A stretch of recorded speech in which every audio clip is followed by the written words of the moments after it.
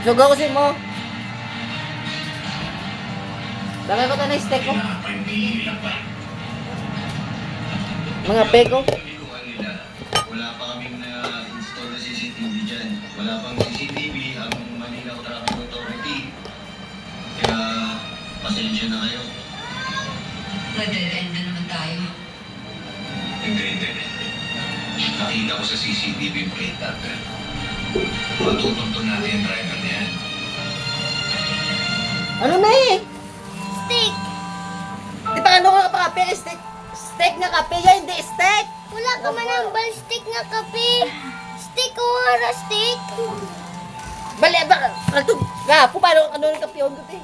Nakato, bakalto, bakloy ko to steak. Oh my God! Wow! Oh my God!